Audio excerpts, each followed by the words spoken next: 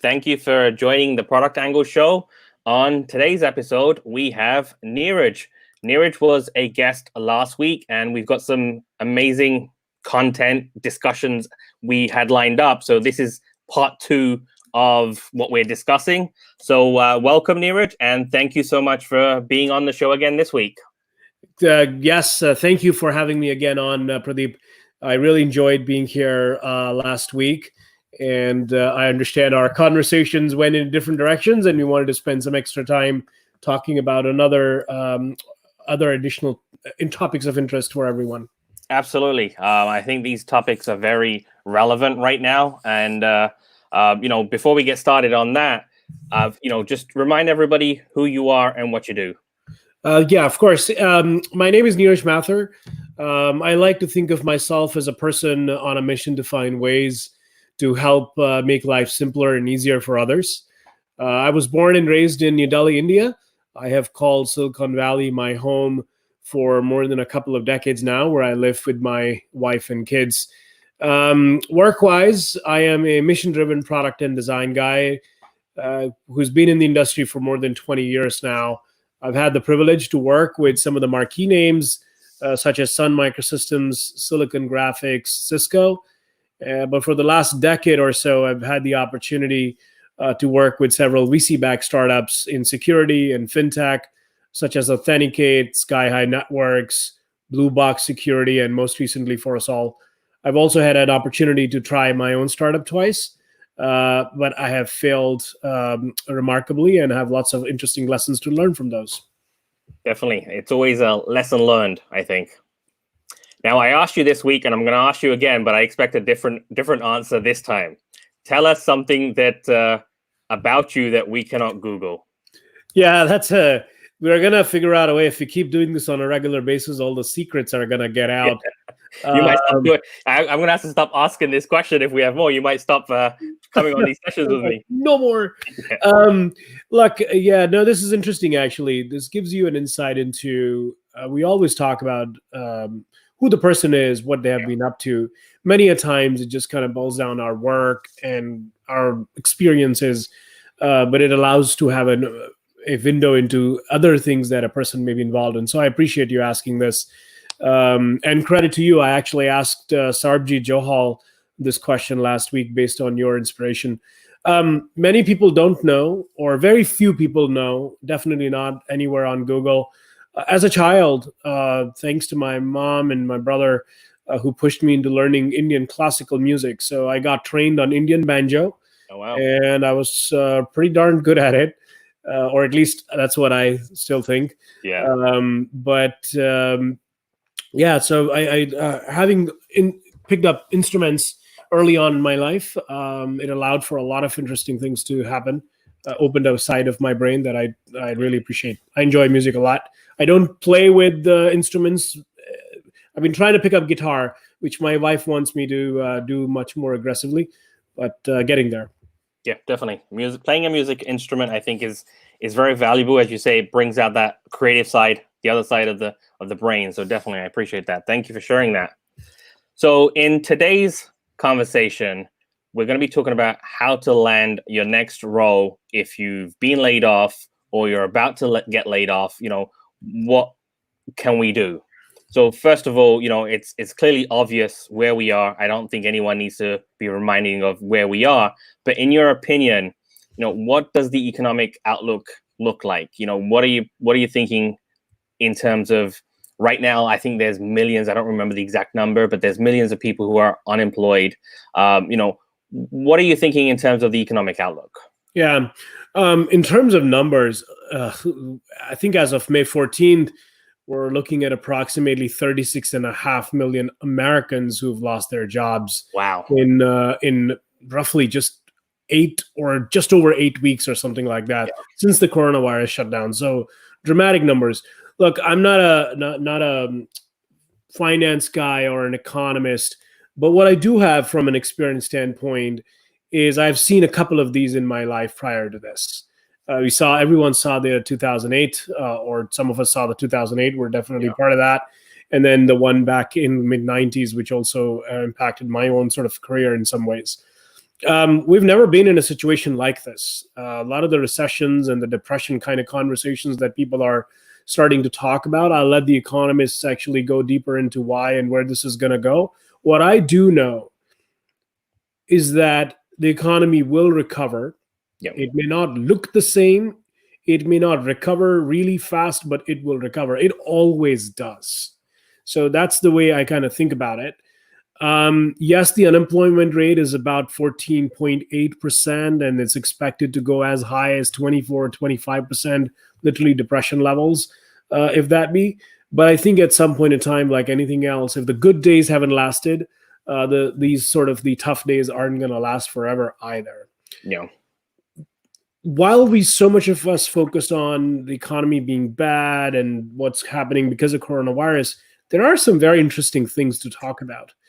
The remote work, the future of work as it started to get called, and where jobs going to be available to anyone, anywhere, everywhere. There's a great trend that's come really quickly, really fast for all of us to deal with. This will open up a lot of different kinds of opportunities, I believe.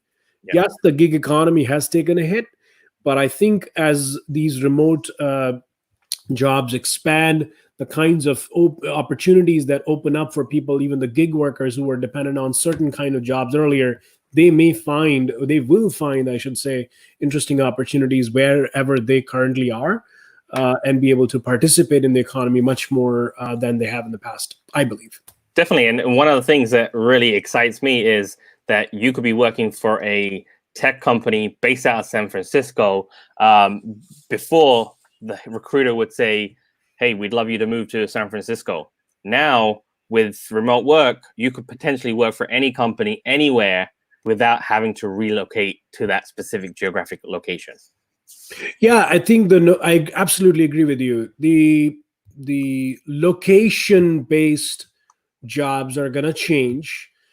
Some of us have been doing remote working for a while. I got a chance to do remote working when I was at Sun Microsystems, and at Cisco. Sun built a great technology called Sunray. You could actually take out your Java card, or Sunray card as they were called, out in Menlo Park office, and plop it in New Delhi office, and the desktop that you left right at 36 hours prior to taking the flight was there for you. Yeah. So it's been there, but it's going to become much more of a norm now. Yeah. It also allows us to actually look at some of the very interesting things that have been going on. I mean, who'd thought that Zoom who's taking on the existing Cisco WebEx and the Skypes of the world and the Google Hangouts of the world, will actually become a mainstream and a much more loved application that's out there. So plenty of opportunities to do innovation and continue to bring more things out for people to collaborate, not just for work, by the way. Yeah.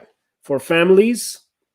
Ed tech, in my mind, is going to go through a massive revolution, so that the kids right from K through 12 to universities can actually not only learn, participate, but also get the best education that they need to get. Yeah, definitely.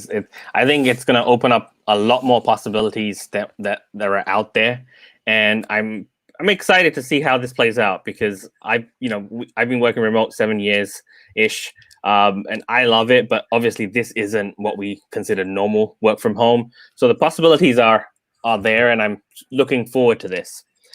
Now, let's say someone's, the company's downsizing. A lot of companies have, downsized, taken pay cuts, just to keep the company alive.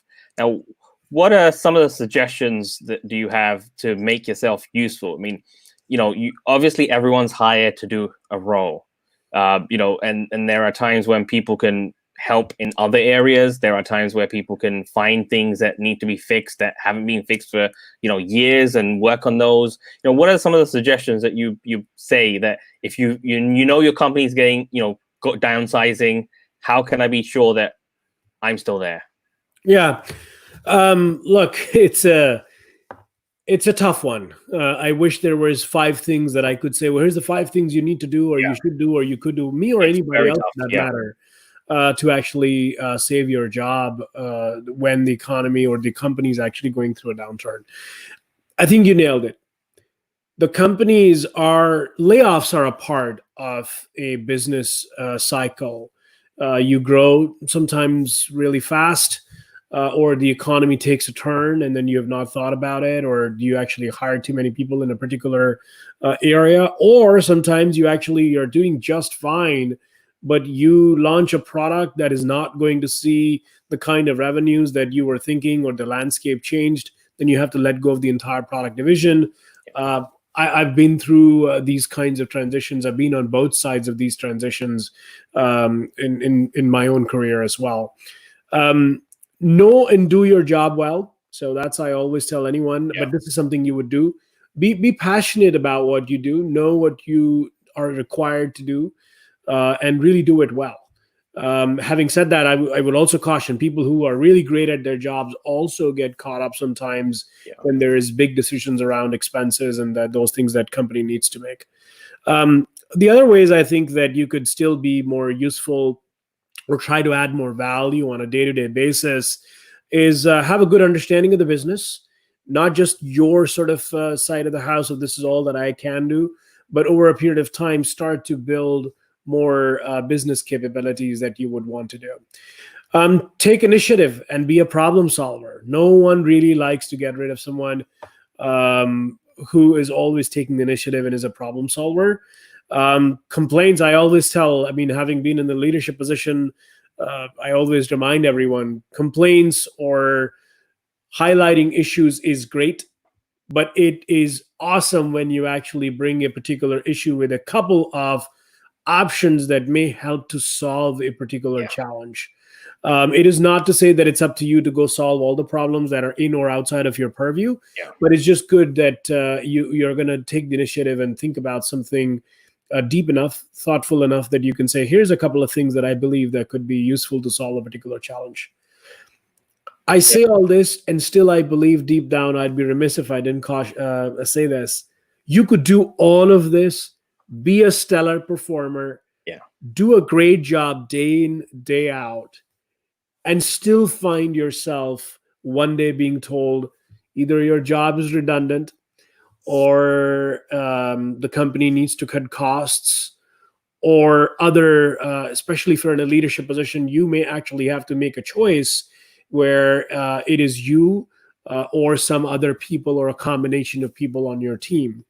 So you can find yourself in those spots. The thing to kind of realize is that is the reality of business that we live in today. And we should prepare ourselves in such a case happens to us. Definitely. Now, besides the obvious of what's currently happening, are there any hints or any kind of signs that you should look for that you may be the one selected? I don't call this the selection.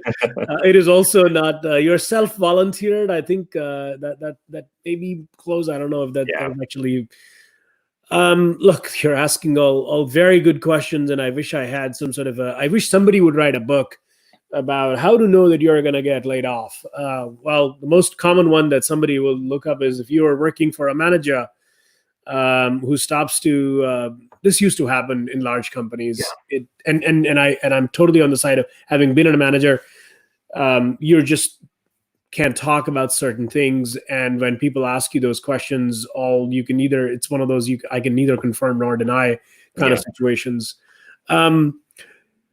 No, actually, if your manager and the leadership team is doing a great job of what they're required to do, then there won't be a sign that you are going to get laid off. It is a business decision. It is not a personal decision. It's a business decision that a company has decided to go in a certain way, and usually ends up in making a divestment of sorts. People, product, business line, particular division, what have you. And there won't be I wish I could have here's 5 things that you can think about, but it's just hard. One of the things to keep in mind is, as you think about from big companies to smaller companies, in large companies, over the years, this has kind of become like we hear the term bottom 5%, bottom 10%. So there's like an ongoing sort of thing that's going on. What I learned is that if you are in a bottom 5 or 10% in an organization, that does not define you. Yeah. What that really means is in the setup, in that year, you could have had a life event. You could have had gone through working in a team or an environment which was not conducive for you to be able to perform to your fullest, to be able to showcase your skill sets to the best possible way. And there's absolutely no way for you to kind of walk away from that thinking I was a bottom 5-10 here, and therefore I have no future. Yeah. I learned this actually having hired someone who was unfortunately caught in one of these situations many years ago. I worked with them, and boy, we still stay in touch. What a stellar performer this person is. And that happens. Yeah. So don't go looking out for signs. It's only going to make you more anxious. Yeah. Just don't take it personal. It is a business decision, and move on. Absolutely. I mean, the last couple of bosses that I've worked for, I know there's ups and downs in business. So I usually, when I see things, people getting laid off or layoffs happening, you know, if my boss would approach the subject and say, listen, there's people going to be laid off, or these people have been laid off in the company, not sure if you know or anything, if you have any questions, I would just say straight out, look, I understand it's a business decision. As soon as you hear there's a potential that I may be let go, if you can give me as much advance notice as possible, that way I can prepare myself and get things that I need to do. Obviously the first one being make sure, everything is expense-wise is I'm able to afford, but also start looking for another job. So that's something that conversations I've had during, previous downturns, for example, 2008. Yeah, one of the things I would actually, to your point, I'll call out to anyone listening now or later in the future is, in some states, managers are not allowed. They can't say that for legal reasons, also for business reasons and stuff like that. So despite your manager wanting the best for you, out of you, with you, for you, they may not be in a position to be able to do that. Yeah. And it takes a little while to kind of understand. As I thought we were friends. It's like, yeah, you're in a good relationship. You may also actually be personal friends outside of work. Yeah. But at work, this person has a responsibility to abide by all the guidance and the rules that actually were laid out for this person to be communicating with their employees. I just want people to understand that the best of managers with the best of intentions cannot sometimes say the things that people expect them to. It's Absolutely. Just what it is. Absolutely. Yeah, that's a good point. That's 100% agreed. Legally, you can't do that. So, there's only so much you can do. And it's nice to think that they will tell you, but some states you can't, and that's okay. Yep. Now, once you've been given that pink notice, pink slip, whatever, I think, however it's called, what are the first things that someone should consider, in terms of expenses, health insurance, what are the next steps, or how should someone be thinking about what the next steps are? Yeah, that's a great question. And you first got to deal with the shock. Yeah. So irrespective of the business scenario that you're aware and what's going on, and you may also have heard of it from the grapevine or what have you, it's still a shock when you're actually told that this is going to happen. We somehow identify ourselves with our jobs, our careers. Yeah. And while it's very easy for any of us to sit out and say, yeah, go figure it out, you're actually more than your job, I actually have a reminder for me that I always keep permanently. Basically, it says to the effect of, you are more than just your job. Yeah. It's very important to kind of understand that. Yeah. But still, it actually comes at a shock. So I'd say I've heard there's a lot of literature that's out there about it that also talks about the 5 stages of grief that somebody goes through when you actually get a notification like that. You go through a denial, then you're extremely angry. Why me? Then you start kind of thinking about bargaining. Hey, can I do this? Can I do that? What could have I changed? And at some point in time, when it settles in, you're like depressed. It's like, oh my God, I lost my job. This is so horrible. And then eventually you get to a point of accepting it, saying, yep, this is not the end of my life. This is definitely not the end of my career. I have plenty to go forward. Yeah. I'd say process through your emotions. Okay. But do not dwell on it too much. Yeah. You need to get that clarity. You need to go through the emotional side of it, especially if you've been involved in a company for a while or you've been working on projects that are extremely important. Yeah. Go through that process of 5 stages, but get out of it quickly. Yeah. Second, very importantly, you got to get in control. You got to take control of the situation because as soon as you are notified, you're on a clock. And in that clock, you have a few things you are responsible for yourself, a few things that you are responsible to others. Let me clarify both of those. For things that you are responsible for yourself, go through all the paperwork that's been provided to you in a timely fashion. There's a limit to everything. There's also regulations if you are under 40 or 45, depending on states, you'll have to look at that. But there's a timeline on everything. Look at all the paperwork that's been offered to you. What does the paperwork say? Is there a severance attached to it? How long do you have to sign the severance? What's going to be the health benefits? Keep in mind, before you sign a severance letter, that you read that contract really carefully. Yeah. And if you don't understand it altogether, it's okay to go find a lawyer and actually spend $200 or a number of money to actually get an advice of what are you signing and what are you not signing. Sometimes these severance letters are written one way that absolves the organization from everything, but they do not absolve you from doing certain things as well. So be aware of those kinds of clauses as well. This is not anyone trying to be malicious. Yeah. It's just how we've done the business in the past. And depending on where you are in your stage of career, what you want to do next, you got to be aware that you're not signing your rights away. Exactly.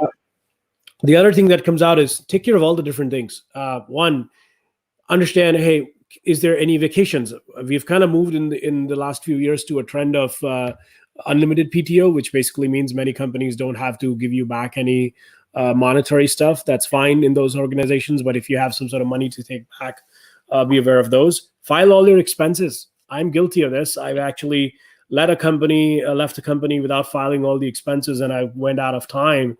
I just couldn't do that anymore. So be aware that there are expenses that you need to file. Get on that path really quickly.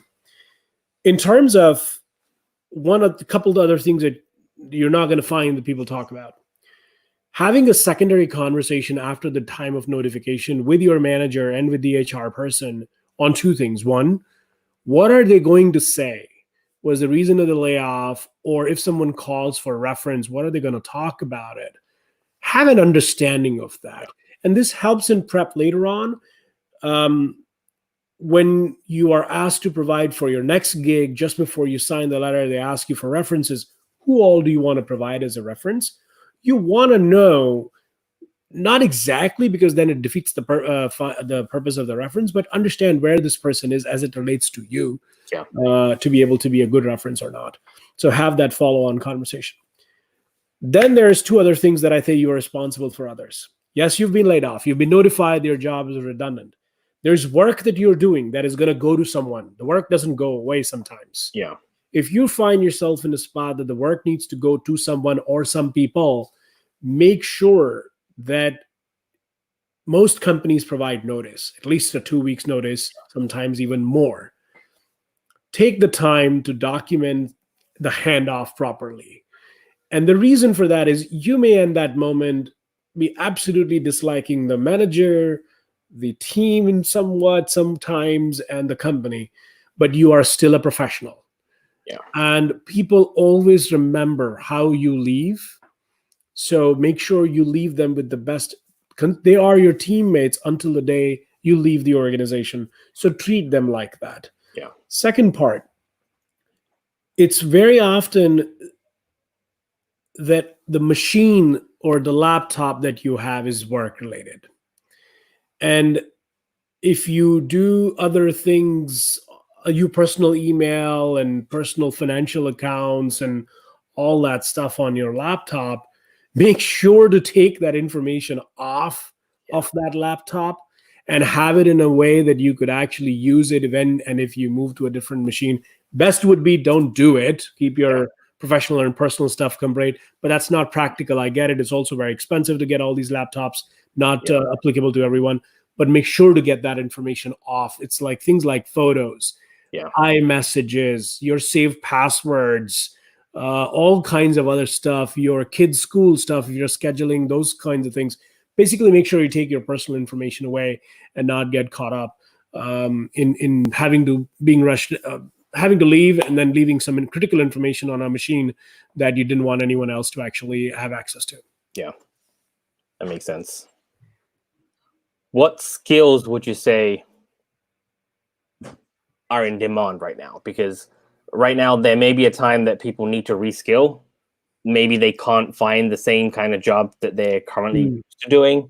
I had this conversation with somebody else who's in the retail space, and obviously there's no retail right now, and we don't know, when retail is going to open up. They're classed as non-essential, so they've been out of a job for 2 months plus, and they were asking me, "Hey, how can I get into tech?" Because it seems like a lot of tech people are still employed, thankfully. So what skills do you think are in demand right now that people who aren't in tech, who are thinking of reskilling to find a new job, how should they start, or where should they start? Yeah, that's an interesting point. And I was involved in a session yesterday when there was something similar about wanting to transition from one particular function to another. And I'll start by saying what I said yesterday as well is you have to find adjacencies, you have to find commonalities, you have to find skills that you currently have where all you could apply them in a different vertical if you're wanting to move to verticals, or how do you draw and build on your existing skill set. There are a lot of interesting things going on in retail right now. Retail, when you go into a store, is stopped, but there's a whole massive effort going on e-commerce, which is still a different, yes, it's a different kind of experience of buying and selling, but some of the things are still sort of, they can move there. Are there venues where you could take that retail experience, for example, and say, here's what I learned works. When people come in, they look at 5 items, 10 items, they maybe actually then gravitate towards one, and that's how I want to move forward. So look for skills that you can transfer to another vertical. That's the first thing to do. Yeah. From an upskill standpoint, let's break it down into 2 parts. I believe that the coronavirus shutdown has opened up a lot of very interesting things, not just in terms of remote working, but also in terms of some existing and some up and coming technologies. So I personally was involved with collaboration before it was even called collaboration. We had a term called knowledge management. And there was a term that was popularized in early 2000 about Enterprise 2.0, Web 2.0.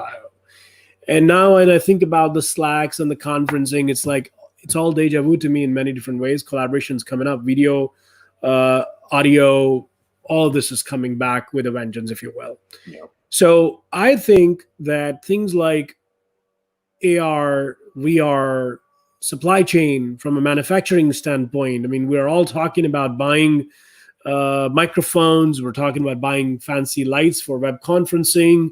It's not about, oh, I'm going to work from home today because I have my kids' class to go to, or I'm volunteering at my school so I can't get on the right train, so I'm not going to go to SF. I'm going to be working from home.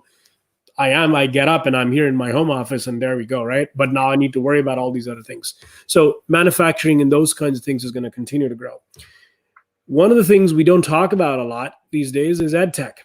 I mean, yeah, we've all kind of said schools are going to shut down for a month or 2 or summer. But think about all the colleges and the universities that are actually going to have to come up with ways to keep the kids engaged on a long-term basis. Yeah. And then also justify their very expensive, particularly in universities, a very expensive tuition fee. If all the classes are going to be remote and the kids are not going to be on campus, does it warrant the $40,000 a year that some kids have to pay out of pocket to deal with those colleges or not? I'm not saying everything's going to move online. I mean, there are institutions such as Lambda School that are doing a great job of providing online education, but there's some things like that. When I think of EdTech, FinTech, Health Tech, these are all growing areas. Here's how you could think about upskilling depending on where you're coming from. List down all the skills that you think today you have from the job that you just did or got out of.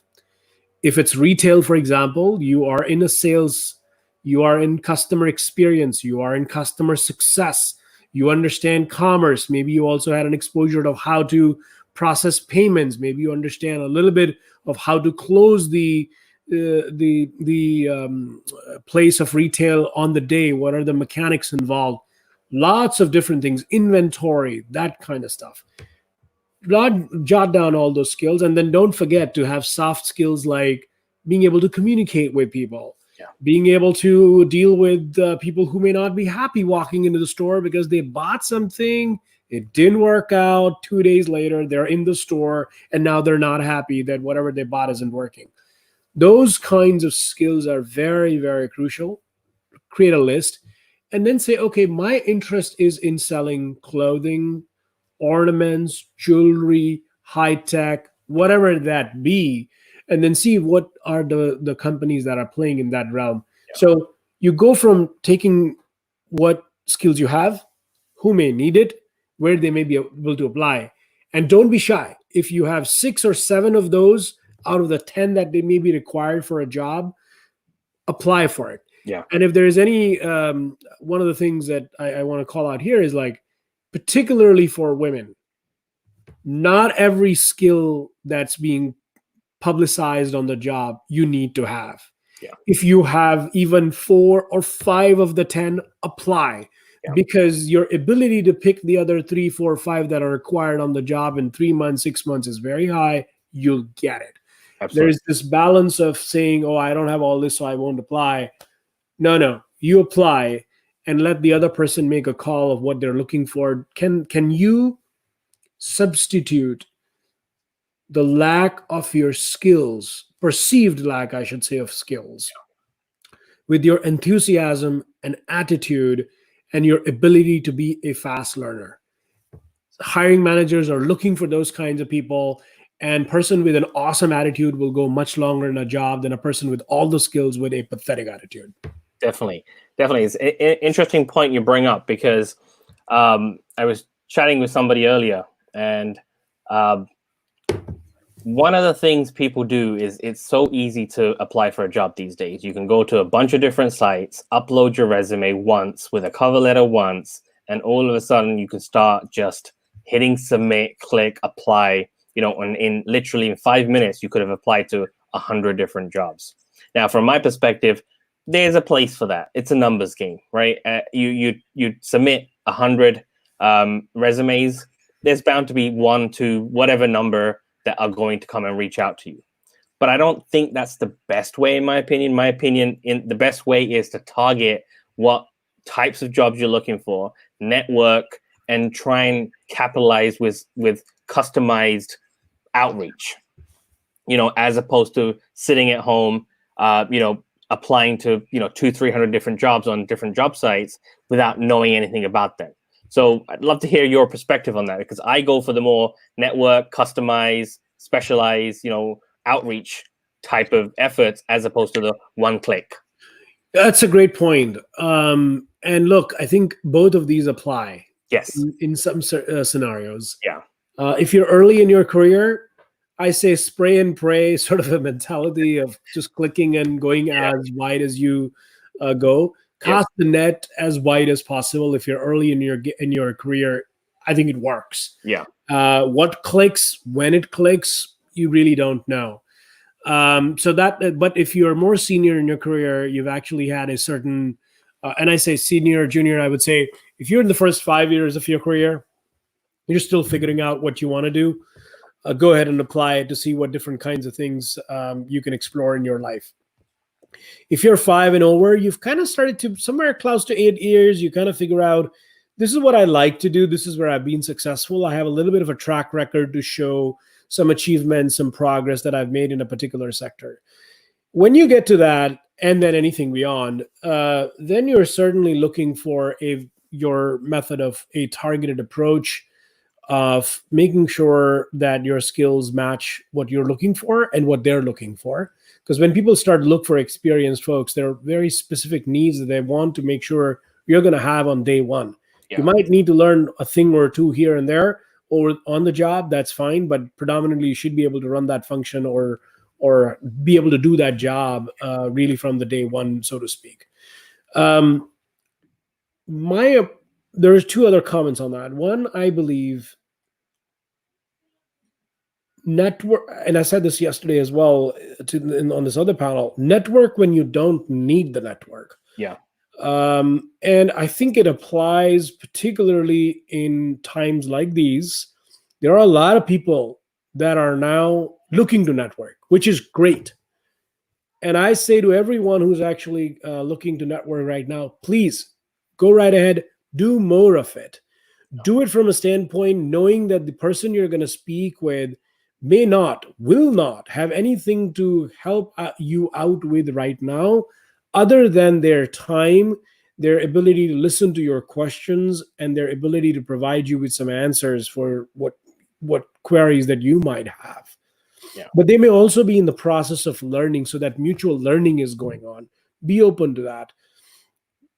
As much as possible, don't apply to jobs, particularly for people who are a little more senior, by yourself, because the applicant tracking systems are notorious.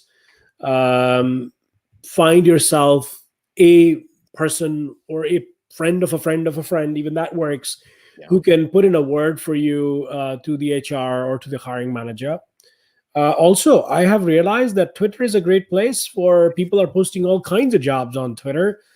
You can create your own filters and look for what comes out, whether it's a geographic based or what have you. Follow certain tag like jobs or job hunting or what have you, and look at that.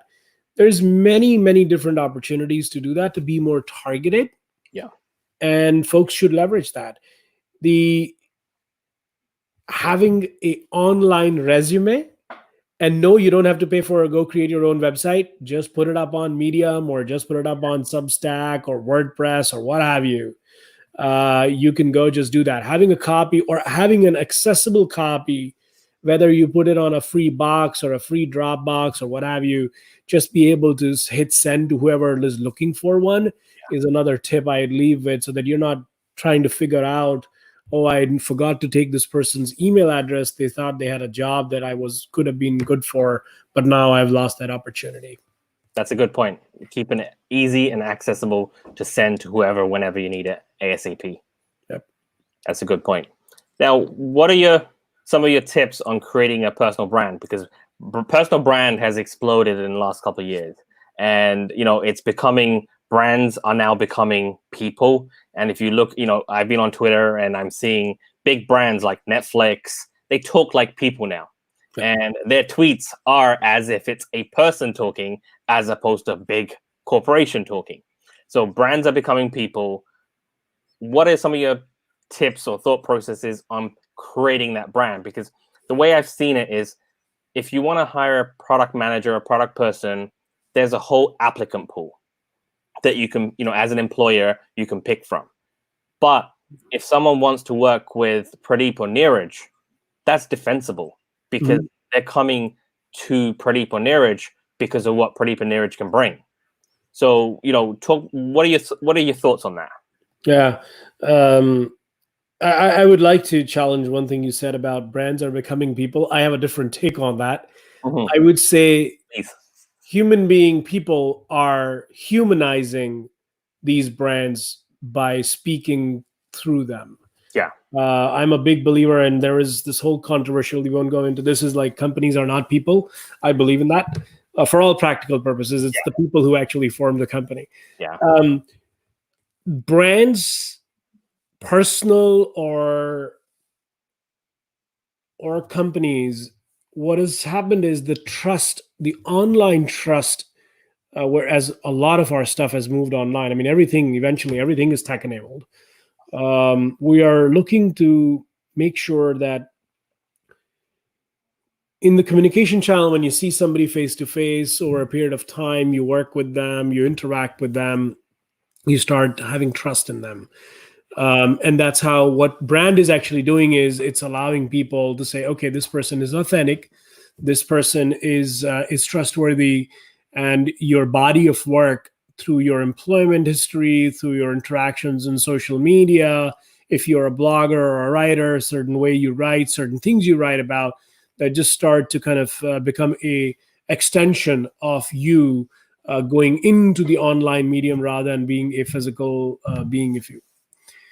And what I have found, and I'm still learning. I have I've done a relatively poor job of actually building the online presence for myself, but I'm trying to fix that as we move forward. Same here. where it's easy. So I want to be very cognitive of saying that not we're all trying, and there is no one right answer.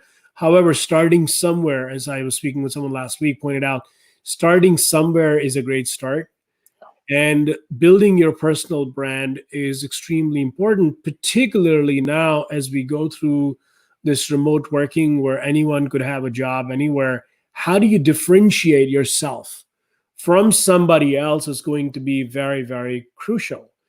And when we talk about differentiation, it's not just a matter of I have this many years of experience doing certain thing, or I have that many years of exposure to a particular skill set or technical expertise, but it's about what do the whole of me, as we've kind of heard this whole notion of bring your whole self to work. What does that look like? What kind of other things that you are involved in besides just doing your work? How do you interact with people? And those kinds of things actually comes in. So building a brand, and again, I think I mentioned it earlier in the conversation, is like, don't worry about going to create your own website and installing WordPress or this, that. There's WordPress already out there. There's Substack. There's Medium, several channels that are out there. Actually, if you can't do any of that, that's fine too. If you're on LinkedIn, LinkedIn allows you to actually write your thoughts very easily, share with a lot of people. Start there. Pick the easiest, lowest barrier solution that you have possibly available to you, and get going on that to start building your brand. It is going to be quite an interesting time to, especially for people who are coming into the workforce now, who are coming, I look at that as an Instagram generation, if you will. Yeah. How do they bring their whole self in a way that it augments the work experience? I have had a very good chance to work with some very awesome folks in the last couple of years, and I can tell that my experience growing up versus their experience growing up is a bit different. Yep. And I've learned a lot. They bring the flair that is very refreshing at most times. Definitely. Now, how do you position yourself as someone who brings value to the table as opposed to a cost center? Because traditionally, IT is in some companies has been seen as a cost center for management, but truly it's not. So how does one start to think about positioning themselves as a person who delivers value versus a cost center or someone who's just going to be an expense? Yeah, that's a good point. I think it's funny, we go from branding to how do you articulate your value. Yeah. I'll tell you this. This has been an interesting book for me to read. Obviously, awesome, from April Dunford, and this book is about product positioning to customers. Yeah. I would say April's messages are also very relevant to personal brand positioning as well. And what it talks really about is identifying and articulating very clearly what is it that you bring to the table? Why should anyone care about the skills that you're bringing to the table, and how you would help them solve the problem that they have? Yeah. I think this is the crucial part, is whether it's product branding, company branding, or personal branding, you're looking to be able to recognize or become a subject matter expert of a particular thing, a particular domain, vertical, what have you, that people look at you as like, this person can do this, or this is what they've been on about, right? You can, and I've done this twice successfully in my career, I think, you can transition your brand from doing one thing to other, but you have to stick with something that grows across those domains. So for example, I'm a product management and design person. That's what my career has been for the last 20 plus years. I have moved from collaboration to security to now in fintech, exploring some things in health tech. But I have that sort of the one horizontal skill set of product and design. Yeah. So build your brand around the interests that you have, so that you don't have to really work really hard, because since you like it, you're passionate about it, you'll go figure those things out on your own. Yep. And then apply them to wherever you see a need. So when you're thinking about doing a brand, here's 2 or 3 things to think about. Pick something that you're passionate about and go after that. Be consistent on it, on day in and day out. So if you're on LinkedIn, or you have your own blog, or you're on Twitter, or this, I should get a similar kind of a personality. I shouldn't get, oh, this is about this and this is about that. Yes, Instagram is still very private. I think it'll still kind of come into the foray. But I'm not expecting anyone who's going to do product management to certainly start kind of posting pictures of product management books there. So I do want to see what a person's about. And thirdly, lastly, I should say, on the branding side of the house is be authentic. Yeah.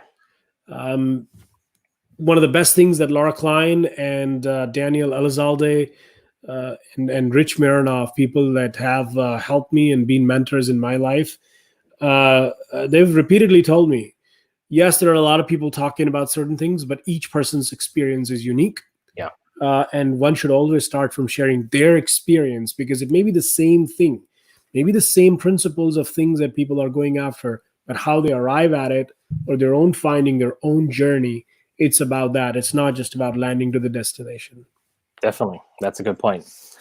Now, recently, I've been starting to see, to reduce the risk of making a bad hire, for a lack of a better word, companies are starting to do pre-testing, pre-contract work to see what they would be like as an employee. Some companies pay, some companies don't.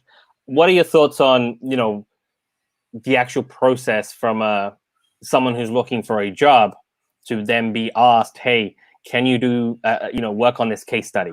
And then the next step would possibly be, can we work with you for 2 weeks to see how it goes? And then if it works well, then we'll hire you. So are they paying while they're putting you on this probation period, or? So some companies do. I've seen some companies do pay it, and I think that's a good move on the company part, because it shows, their willingness to bring something to the table as well. And then there are some companies that don't pay, but then people need jobs right now. So, it's a balance between should I or should I not. Yeah, this is, I always get trumped by this one. And so I have a very strong opinion on this. But I'm also cognitive that I'm aware that this may not be ideal for everyone. It's potentially a position of privilege for me to say that. And that is, I am vehemently against unpaid internships, unpaid work, anything unpaid. I'm just fundamentally against that. I believe that is not in good faith. And if you're doing any work whatsoever, you're bound to get something. That may not be a big check or something, but you need to get something, and it has to be something tangible. Yeah. Having said that, the model of come, let's work with each other for a couple of weeks and figure out if it's a fit or not, and we're going to pay you for that time. I think that's a great approach for those who it might work with. Yeah, that's For a good some point. people, it might work. Some people, it may not work. Both sides have to be ready for that. Someone in a state today where they do not have a job in their hand and they're looking to get one really quickly, if they decide to pick up this in 2 weeks, will they continue to be able to interview other places? Will they let go of these other jobs or what have you? I think there's just a lot of different things that come to play here. It's not a straightforward solution. There's also things sometimes you got to be aware of, is like something interesting to note. If you have recently gotten laid off, and I can speak for California law, I don't know about other states, and you pick up a job, sorry, if you get laid off and you file for employment, I mean, that's one thing I should have mentioned up top. If you've gotten laid off, one of the other things you're supposed to do, you should do for yourself, is go to EDD's site and file for unemployment insurance. But if you are claiming unemployed insurance, then when you start something, even if it's for a week or two, I think your unemployment benefits stop. Yeah. And then you have to refile or something like that. Yeah. Bottom line, be aware of what you're signing up for and look at the holistic picture. If this is a company that you really, really like, more than the company, these are the people that you really, really want to work with, and you have a high confidence that it should work, it will work, then go right ahead if situation allows you to actually do that.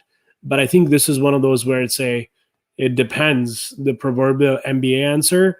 Yeah. It's going to come and it's going to depend from case to case to case to case. I agree with you. I mean, if I were to think of that position, I would have to think that health insurance for me as a guy, I could live without it, right? Sometimes you just have to take a little risk. But for people with families, I would not want my family to be without health insurance. God forbid something happened. Yeah. So if you're in that space where, your employer is paying for health insurance because you're employed, but now you're not fully employed, but you're working in that transition kind of, let's see how it goes. My question is, what about health insurance? Because God forbid something happened during those 2 weeks. Am I likely to pick up a huge bill? Or, that's my main concern for those kinds of arrangements. Yeah. Health insurance is a disaster in the United States of America. I mean, we could have a whole session on this, where we can talk about how broken and horrible this system has been, and our politicians have done nothing to help the situation. I don't really care, Republican or Democrat. I think Democrats tried a little bit, but it's still not fixed. Our insurance tied to our jobs is actually a very, very unfortunate situation for a lot of people. And the scenario that you pointed out, that's a great one to keep in mind, is one bad medical incident can actually drive you into bankruptcy. Yeah. That is true for a majority of Americans. And I believe we need to really, I mean, that's a topic in itself to kind of think about and have people much more smart and learned about healthcare and insurance than me on to kind of look at that in a holistical manner. But that is a sad reality. Currently, it's just abysmal. That's, I think, one of the things that we talked early on as well, is like, be aware of the health benefits. Yeah. How long do you have? What all do you have? And how is that going to impact your ability to keep you and your family, if you have families, really taken care of in a time when you've lost your job? Definitely. Thank you so much. Now, the last question that I have on the list, I'm not going to ask you today, because I think, we're coming up to the top of the hour, and it won't do justice for that question if we just, ask for a quick answer. So I'll go for it. We'll try. We have a few minutes left. We'll all right. keep it short. Okay. So resume best practices. Yes, you're right. That deserves a topic in itself. Here's two or three things really quick. And I know this is actually a good one. We should have a discussion on this next time. Is one, Keep it simple Yeah. and short. No more than a page and a half to 2 tops. Yeah. If you're anyone who's got more than 10, 15 years of experience, 2 pages is okay. But if you're less than 10 years, page to page and a half is just about good enough. Yeah. Show more metrics. Show as much metrics as possible, wherever possible. What impact, what outcomes have you been part of or responsible for? That goes a long way. I'll leave everyone with this very, I don't remember where I got it from, but it is the CARS methodology. And it's about challenge, stating the challenge, stating the actions that you took, and the results of those actions as they relate to the challenge come out. So if you use the CAR philosophy for every job, every role that you've had, I think that goes a long way. That articulates you to be able to say, here's how I made an impact to the organization, to my team, and so on and so forth. And a very big note, take it from someone like me who's learned it the hard way, is update your resume on a regular basis. 1 or 2 liners on LinkedIn, and I'm guilty of that, are not sufficient. Yeah. You should document your detailed on a quarter basis if you can, but at least definitely once every 6 months, go back to your resume. There's a line that people would say earlier. It's called ABL, and it stands for always be looking. While I do not subscribe to that sort of I personally, I should say, do not subscribe to that philosophy of always be looking in terms of jobs. I think always being aware of what you're doing, always being networking, always being sort of out there, understanding things is important. And just to carve out that, why am I against always be looking? I believe when you're trying to always be looking on for the greener pastures, the other side always looks green. And it's not until you are in a particular gig that you realize the real challenges, which are opportunities to make things better. So have both your feet, all your brain in one place, because once you got your 1 foot out the door, then it's only a matter of time that your entire body is going to follow you. Definitely. A good friend of mine once said, don't jump from one frying pan to another frying pan. That's a good one. I'm going to use that one next time. Absolutely. Well, thank you so much, Neeraj. I appreciate this conversation. I'm learning a lot, and I'm sure the viewers are as well. So thank you so much. Anything to say before we disconnect? No, look, thank you again for having me on. I hope this is useful for folks. I look forward to, if I get invited again, be happy to come and join and talk about maybe resumes in a little more detail next time. Absolutely. We'll work on something. All right. Okay, bye.